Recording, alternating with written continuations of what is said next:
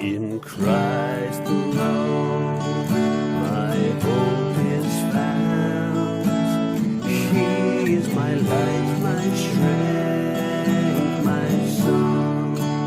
This cornerstone, this solid ground, firm through the fiercest drought and storm.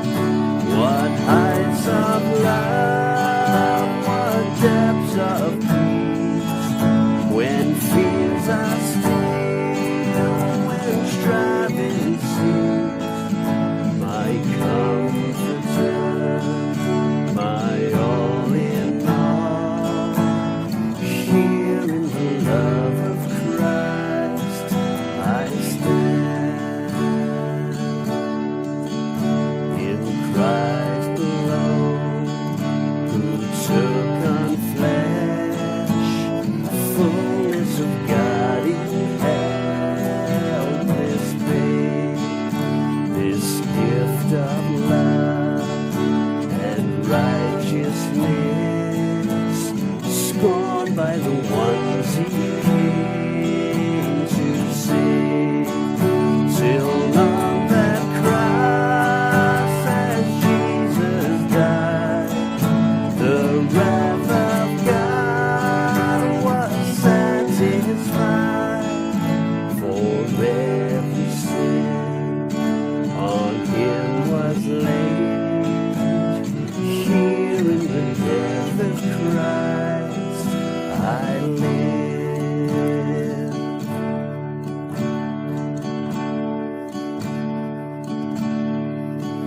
There in the ground His body lay, light of the world by darkness slain, then bursting forth in glorious day, up from the grave He rose again, and as He stands in victory, sin's curse has lost its grip on me, for I am His and He is mine, bought with the precious blood of Christ.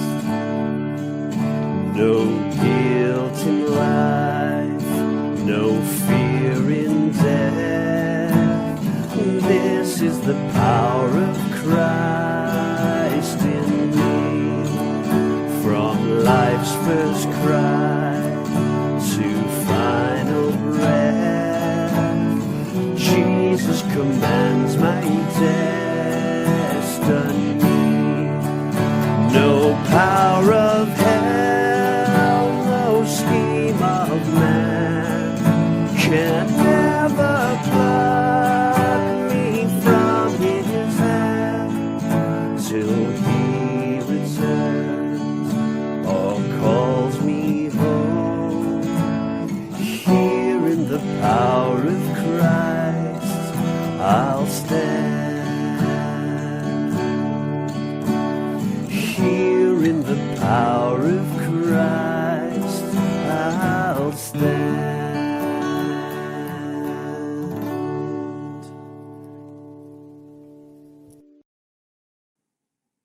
Welcome this morning. We are glad that you are tuned in. May God bless your time together. Shall we start in prayer? Heavenly Father, we ask your blessing as we gather together around your word.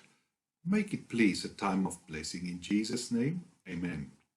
Now, today is Father's Day. And for our text this morning, and for our theme, I would like to concentrate on the book of Proverbs. And my theme is words reveal our faith. By that I mean words leak your faith. It becomes visible. Our scripture reading will come from Proverbs chapter 4, and we'll read a very short portion, only 4 verses, and I want to encourage you to read it with me. Listen, my sons, to a father's instruction. Pay attention and gain understanding. I give you sound learning, so do not forsake my teaching. For I too was a son to my father. Then he taught me, and he said to me, take hold of my words with all your heart. Keep my commands, and you will live. Get wisdom, get understanding. Do not forget my words or turn away from them. Do not forsake wisdom, and she will protect you. Love her, and she will watch over you. Now, as today is Father's Day, the day where we honor our fathers and our grandfathers, it's very interesting that Focus on the Family claims that fathers who are involved in the lives of their children bring positive benefits to their children that no other person is as likely to bring. They provide protection and economic support and male role models. They have a parenting style that is significantly different from that of a mother, and that difference is important in healthy child development. Another important thing we get from our fathers is that we learn our values from them. We don't always internalize every value they teach us, but in general, children will eventually have values similar to those of their parents. A classic example of this is King Solomon, who in his younger years requested wisdom when God offered him anything he wanted. Theologians tell us that Solomon's desire for wisdom wasn't totally self-generated. And that's why we read from Proverbs chapter 4. It was instilled in him by his father. You see, if children don't learn good values from their fathers, they will pick up their values, either good or bad, from other sources. That is why fathers should work hard to be the source of right values in their children's lives. One such value that I want to share from the book of Proverbs is connected to the words we speak. A controlled tongue is compared by James to a bridle in the mouth of a horse. He says you can steer a big horse with a little piece of metal. When you get on a horse, you can move it to the left, you can move it to the right, because of the little piece of metal in its mouth. When you do not have such a horse under control, it can cause serious damage. And the correlation is that if you control the mouth or the speech, you can control the rest of the body.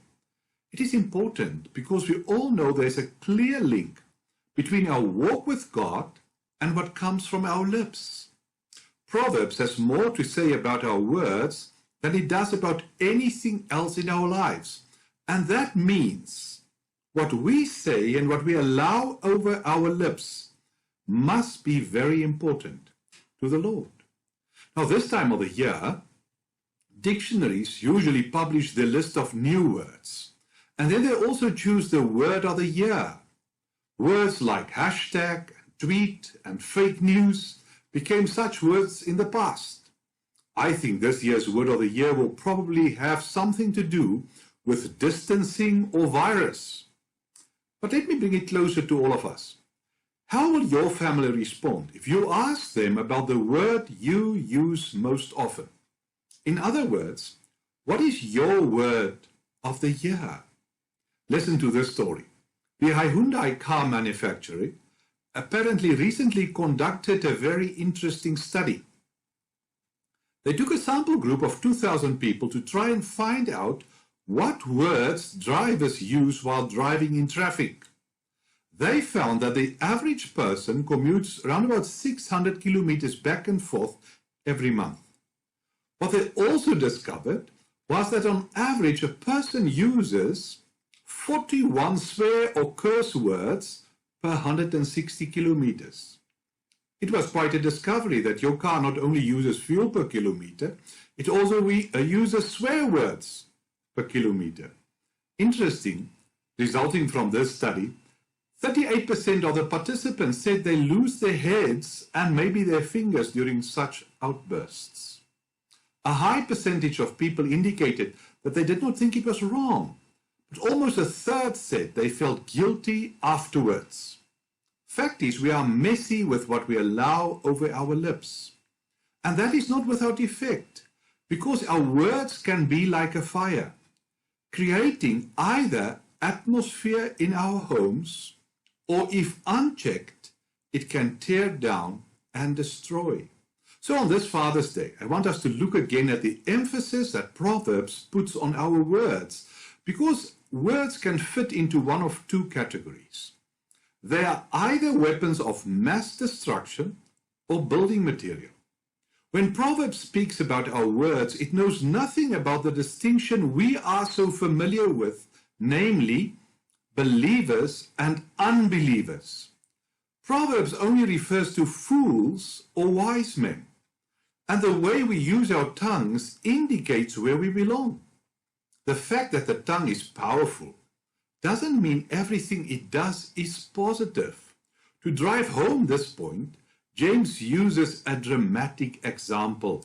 We read in James 3 verse 5, "The tongue is a small part of the body, but it makes great boasts. Consider what a great forest is set on fire by a small spark. The tongue is also a fire." In this analogy, the spark is a small thing which impacts others around it and may lead to great chaos and destruction. The fire that ravaged Knysna in 2017 was the worst wildfire disaster in South African history. There were different reports on what caused the fire. One of the reports said the initial fire was started by a lightning strike, weeks before the actual fires. It smoldered until heavy winds fanned it into a full-blown wildfire. Damage resulted into billions of rands, and James says likewise, careless words may cause serious trouble. Again, the key has to do with wisdom or foolishness. In Proverbs 16 verse 27, we read the following, "Evil people look for ways to harm others. Even their words burn with evil." The simile that Proverbs uses is that the evil man's words or the foolish man's words are full of danger. It burns, it hurts, it destroys. That's why a wise father will be careful in the way he uses his words. That is easier said than done. But according to Proverbs, the ones that are able to master it are the ones that have wisdom. So here's my question. Are you and I such a person? It is a good question to ask because wise people are very difficult to find. Even Proverbs acknowledges that.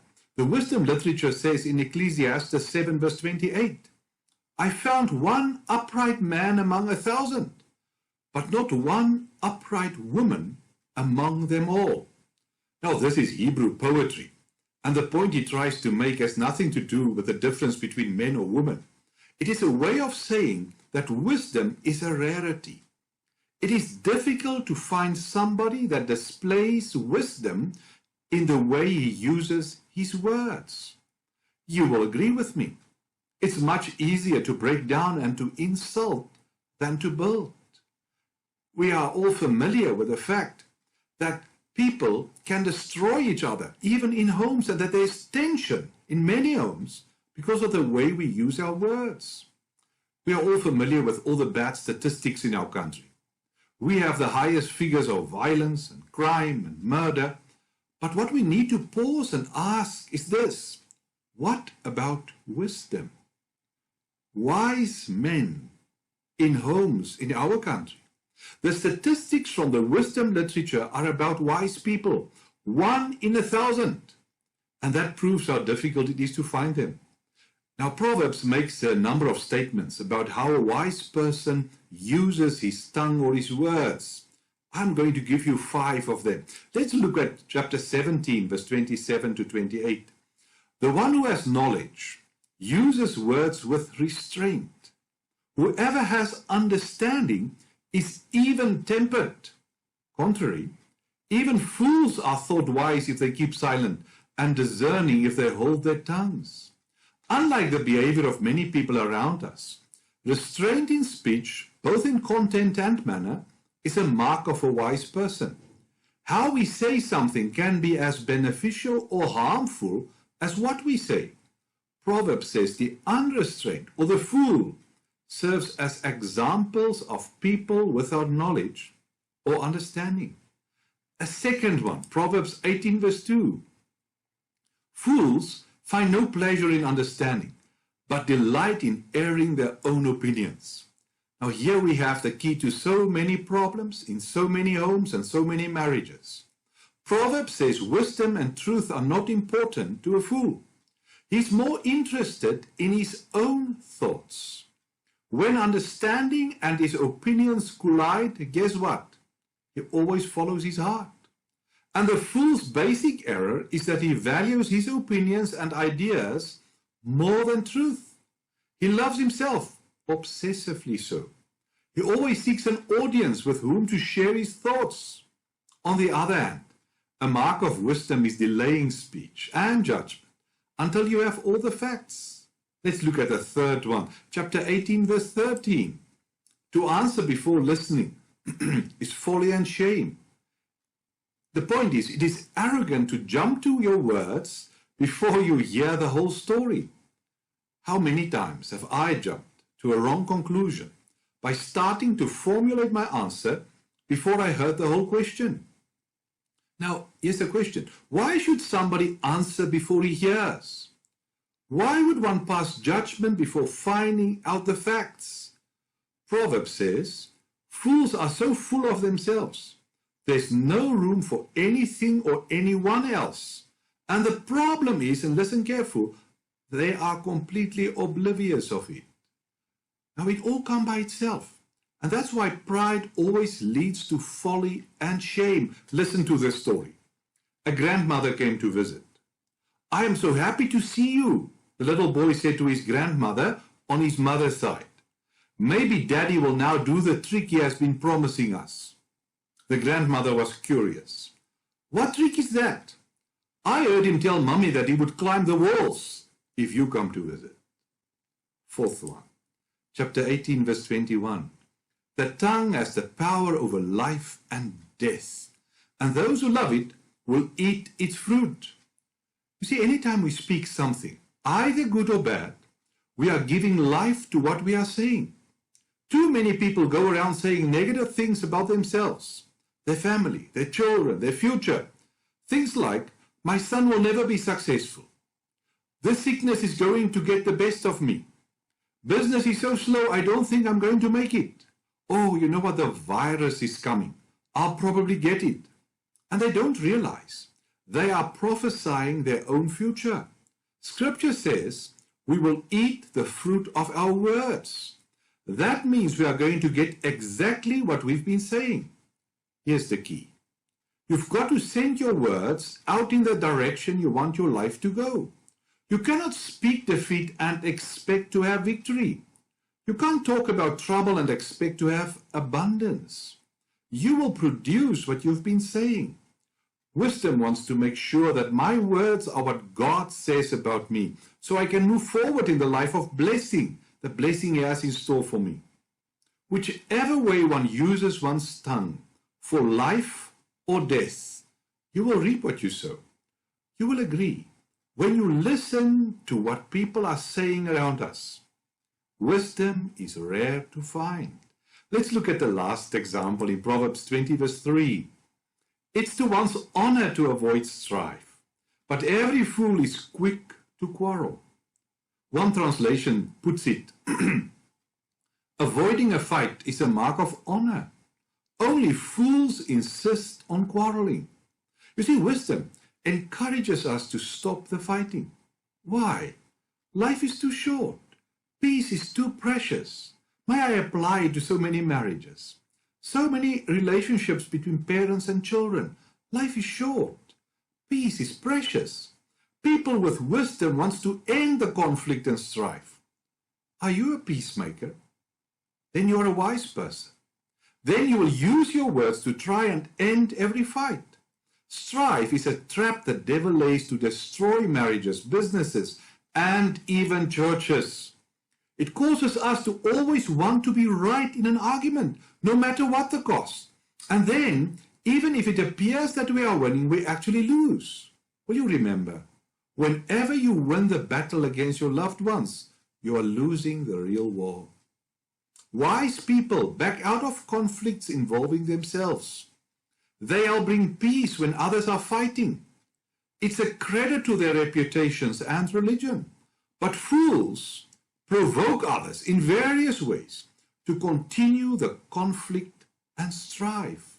If you examine what happened this past week, will you say you belong to the category of the wise? You see, if you look at the two clauses of this verse, they are contrasted by the word but. The first clause does not state it's a wise man that avoids strife, because that's unnecessary. You will know from their words and actions that they are wise. So our first point for our dads is that Proverbs says wisdom is not easily found. Let's go to the second point. How do you get wisdom? Now the answer is simple. You pray and you ask. In James 1 verse 5 to 8, James says, if any of you lacks wisdom, you should ask God who gives generously to all without finding fault. It will be given to you. But when you ask, you must believe and not doubt, because the one who doubts is like a wave of the sea, blown and tossed by the wind. That person should not expect to receive anything from the Lord. Such a person is double-minded and unstable in all they do. So how do you get it? You plead with the Lord for wisdom every day. I love that phrase. Ask God who gives generously. That's good news for us all. If you need wisdom, ask for it. If there's something wrong in the family, in the home, at workplace, ask for wisdom. That's all you have to do. The hardest part for a father is to admit his need of God's help. If you are ready to say, Lord, I am making a mess of things. I can't do it on my own. He is ready and willing to help us out. If you cannot control your tongue, if there's always tension at work or in the home because of the words, tell that to God. He knows we are struggling. Do you realize that if God gives you wisdom, you can get everything you want? Oh, this is quite a statement. You can get everything you want. Now, look at how the wisdom literature portrays this. And I want you to read with me Proverbs chapter 3, verse 13 to 18. And hopefully, you will underline these words in your Bible as well. Happy is anyone who becomes wise, who comes to have understanding. There's more profit in that than there is in silver. It's worth more to you than gold. Wisdom is more valuable than jewels. Nothing you could want can compare with it. Wisdom offers you long life as well as wealth and honor. Wisdom can make your life pleasant and lead you safely through it. Those who become wise are happy. Wisdom will give them life. It is so clear. The wisdom literature says wisdom is more valuable than precious jewels. Nothing you could want can compare with it. Wisdom offers you long life, wealth, honor. It can make your life pleasant and lead you safely through it. Those who become wise are happy. Now, if ever Scripture gives us a roadmap, here it is. And I'm going to remind you about the key on how to get it. You will remember that the Lord appeared to Solomon. He said to Solomon, ask for whatever you want me to give to you. You see, when you are asking for wisdom, guess what the Lord will answer? He says, I will. If there's one request that God always answers, it is this one, to give me wisdom. But whenever we listen to people when they give their testimonies, you'll very seldom hear that they were in this trouble, and then they asked for wisdom, and God gave them what they were asking for. But Scripture says you can count on it. God will give you wisdom when you ask for it. Sometimes people say, I would like to hear a prophetic word. Now here's the word of the Lord. If you lack wisdom, if there's trouble, if there's strife, you know where to find it. You will get it from the Lord. So go and ask Him. Maybe as a father, you have stopped to ask, and that's why you struggle so much. That's why the 41 swear words per 160 kilometers come by itself. That's why we speak before we think. That's why we have all those sharp words, all the tension. I want to say it again. When there's no wisdom, our words are words of mass destruction. Then it's so easy to act like a fool. Then it's so easy to rip into my opponents, or even worse, into my own family. I know what I'm talking about, because it happens so often to me. I'm not proud of it. When I'm angry, I have my best sermons. I'm so sorry afterwards. I discovered that I can cut people to size, and then God must remind me that my faith has once again become visible through my words, my behavior. When I walk away after giving so-and-so a piece of my mind, of course it felt good. I was the winner, and that person deserved it. I shred him in pieces. But you know what? My peace was gone. I felt so guilty because maybe I won the fight, but that was not what Jesus wanted me to do. A friend of mine shared something that happened with him at the post office. They were all waiting in the queue, and the lady in front of him could not stand it anymore. She said, "The service is not great here." She looked at him in the hope that he would agree, but he was not responding. Then she turned to the people behind him.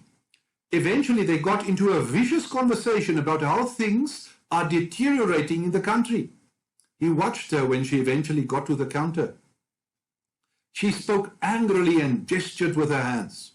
When it was my friend's turn, he saw the lady behind the counter was discouraged. He said, "It's a hard day at the office."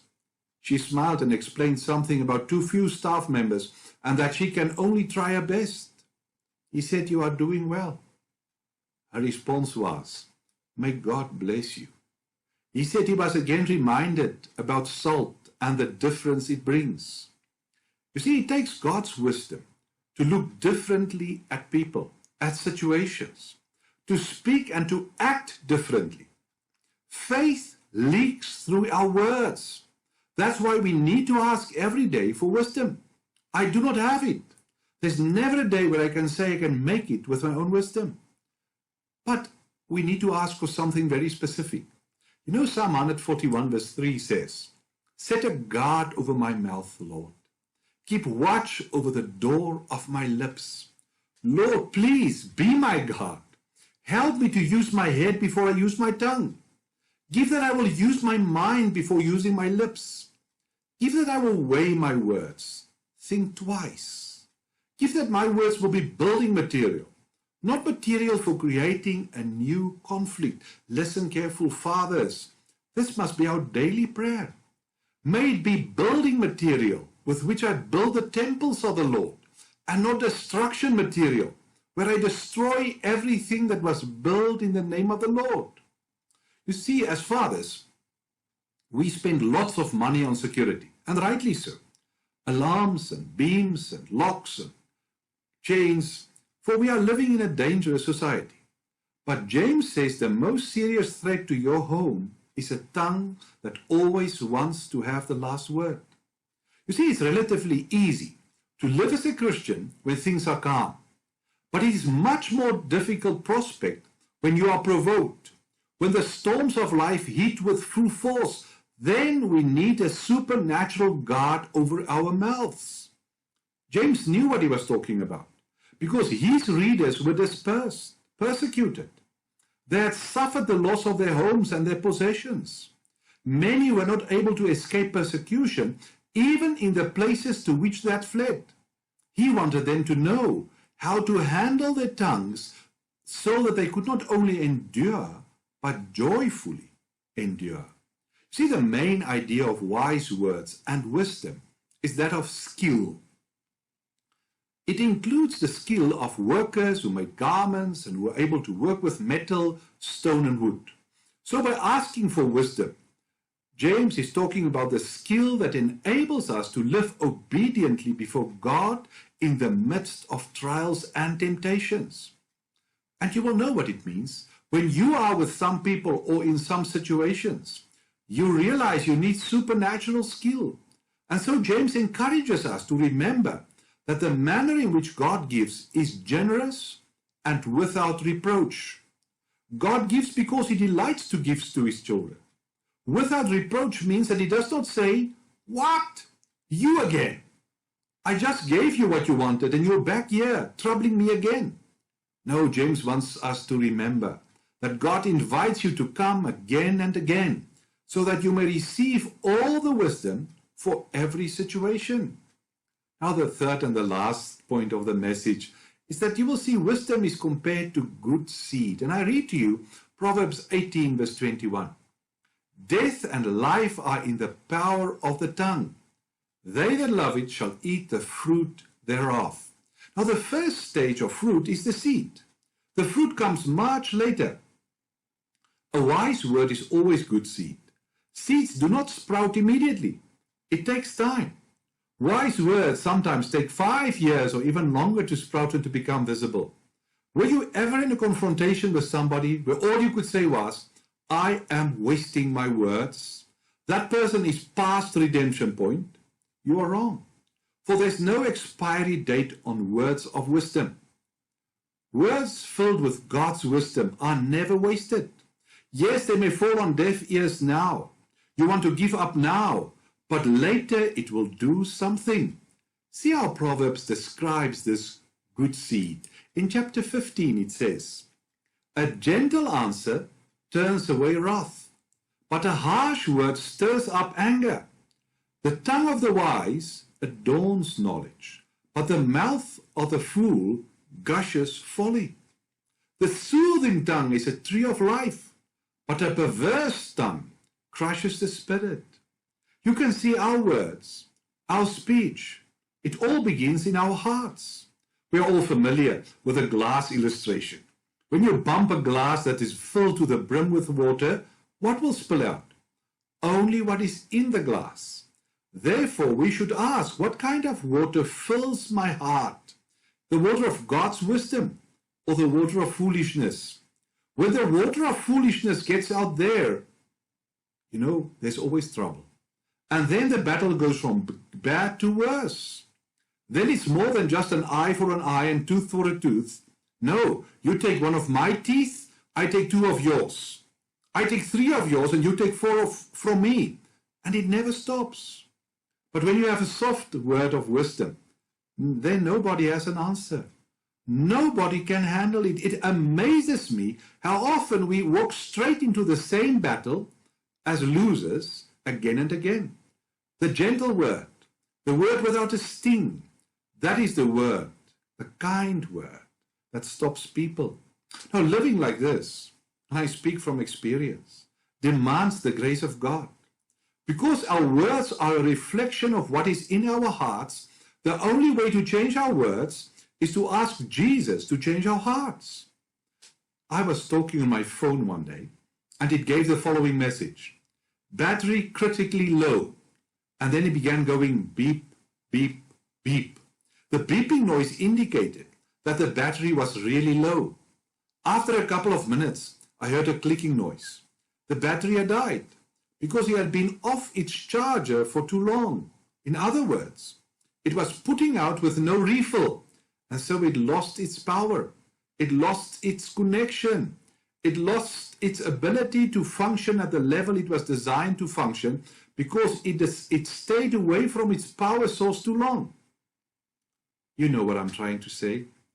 As fathers, we can't keep running on spiritual empty and wonder why we're only limping along in the Christian life. Our words betray the state of our hearts.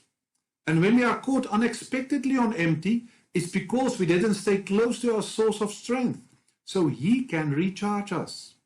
In closing, I want to challenge you to relook the words that you are using. because it makes your relationship with Christ audible and visible. Shall I say it again? Fathers, let us relook. Let us relook the words that we are using. Will you not pray with me? Lord, I want to be the one of 1,000. I want to be the one that have the heavenly security service in front of my lips. Let us close in prayer. Heavenly Father, it is so true. We need your wisdom. We need that the Holy Spirit will fill our words as instruments of God's grace. Grant it to us on this Father's Day, in Jesus' name. Amen. Let us ask the Lord's blessing. The Lord bless you and keep you. The Lord make his face shine on you, be gracious to you. The Lord turn his face toward you and give you peace. Amen. If you want to write me a mail, you are so welcome, and you've got my email address. May God bless you.